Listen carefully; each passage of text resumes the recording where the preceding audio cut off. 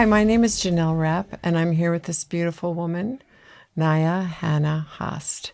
And she has an amazing story to tell about her life and how she got here to be the founder and the president of the KCC. What does KCC stand for? The King Cobra Conservancy. Wow. And how did you get into cobras? Cobras, well, I sort of was born into it. My parents founded and created the Miami Serpentarium, which was a Florida attraction in the late 40s.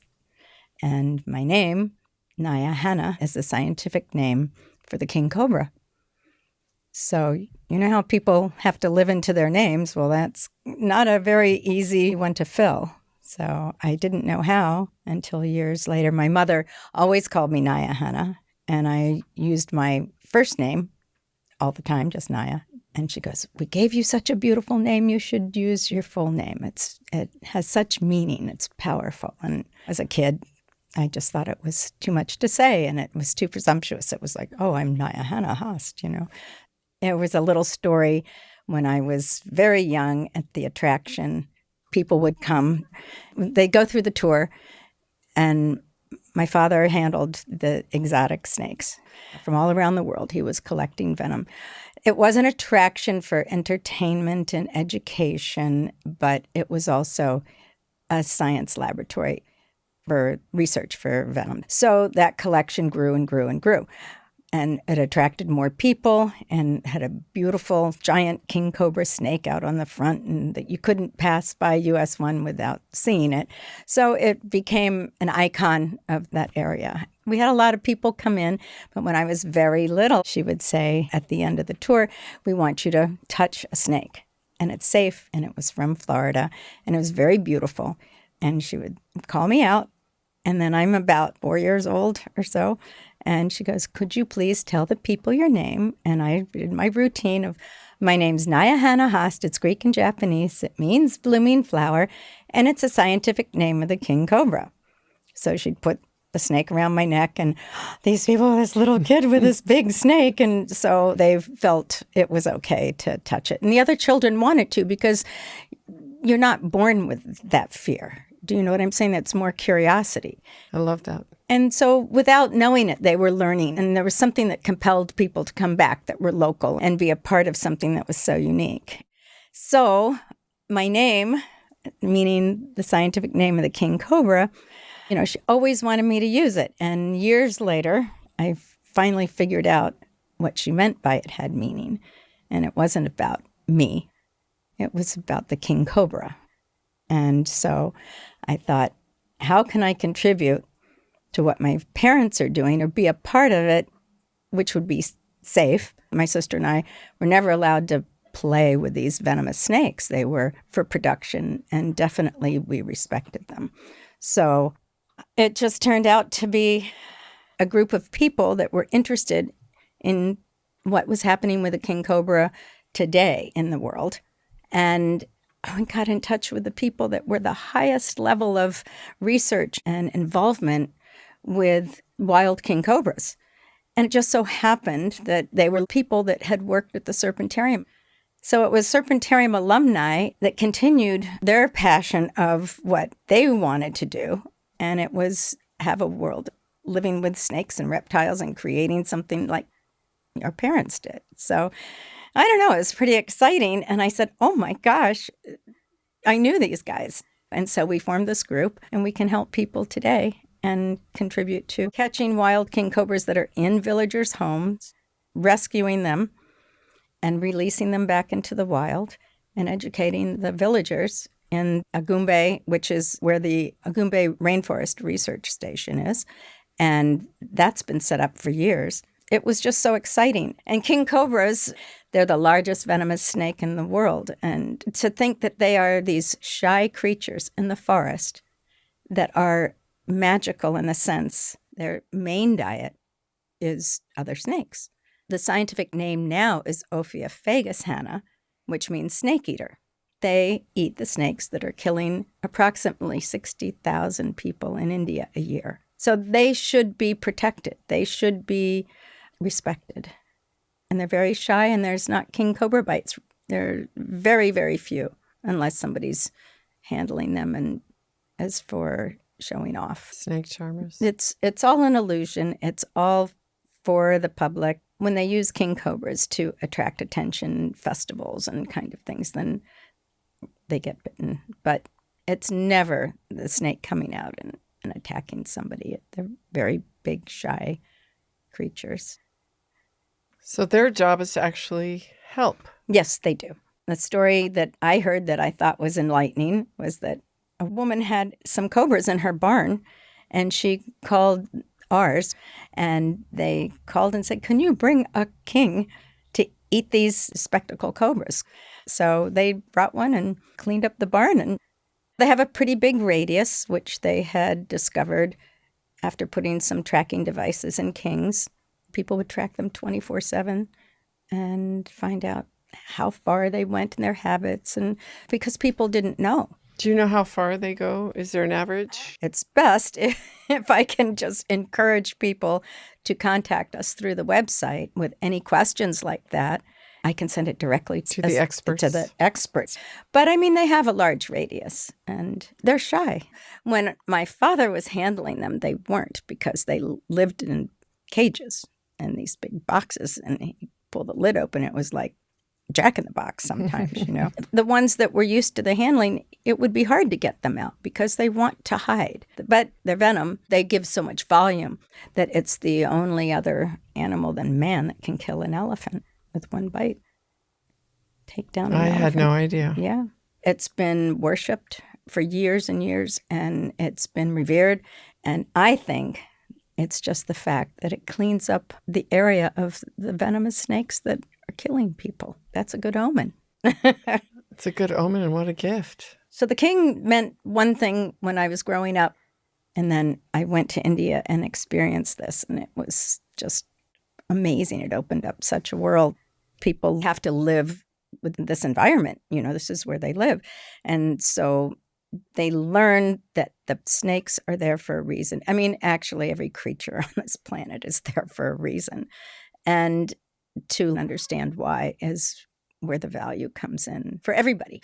People can learn that something that is so frightening and dangerous and so iconic, and it's an apex predator, it's a flagship species, all of this, but its value is invaluable. Clearly is. Yeah. I love that you can take practical steps to make a difference in these people's lives. Yes, it makes sense. And it's just using what is there naturally, just educating people. And it's so appreciated. It was very humbling being there. I'm sure, Yeah. but also probably fills you with pride for your family and the legacy that they have brought into this world. Yeah, And all the people that will be helped because of what your family started and now what you're doing. Well, the magnitude of Partnering. it was just crazy to me. I thought, all this time, I had had no no idea.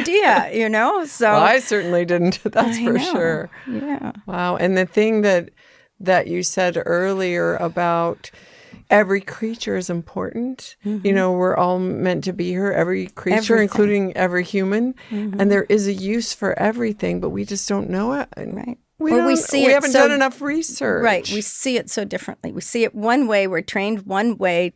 And truly, if you don't know which snake you're looking at, let's say you find a snake at home, don't assume anything. I mean, it's better to be safe than sorry, but you don't have to kill it. And that's usually the people's first reaction. But if you're educated, you can admire it and you can respect it and you can learn something. And like I said, how animals are so important. And as you get older, you I know, realize these more and things. more. Yes. So I'm very fortunate. The King Cobra Conservancy, when my daughter helped me put the tagline together, and we were like, how are we going to mark this to where it makes sense? And we kicked some things around and came up with protect the king, save the kingdom.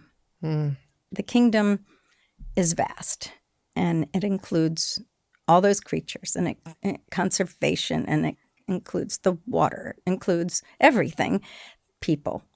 And snake bite is so prevalent out there. The World Health Organization several years ago included it as a tropical disease. So now we can get funding and recognition to get antivenom. And that's a whole nother story. There's all kinds of cultures that believe in stones and rituals. And sometimes a snake will bite and not give venom. And they live and they think that It worked. Yes, it did. And that's lucky. But the fact is that you have to have antivenom. Antivenom for a cobra in southern India may not treat a bite in northern India. So the regions are different. It's a big deal. I'd love to have drones dropping antivenom down at an emergency. Is that one of your goals? Well, it's a big goal, yeah. I don't know how we can do that yet, but it's a goal to get antivenom to where it's accessible, where it's necessary. We're taking a step at a time. Big goals are good. Yes, yes. And then we have to take the little steps. Yeah. So how can people get involved? Can they volunteer? Can they donate? Well, they can always donate. That helps because what $200 does over there is unbelievable. We can get a project started for $2,000 because we can print brochures and posters and get to where people can start a program. And then we So what's a program or a project? Actually, we hope to be starting one in the Philippines soon. One of our guys would go out there and set up.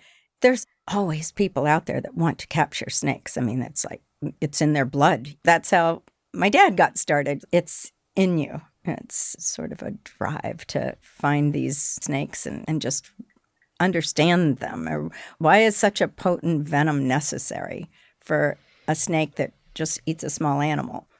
Probably more that we need to find out. Yeah.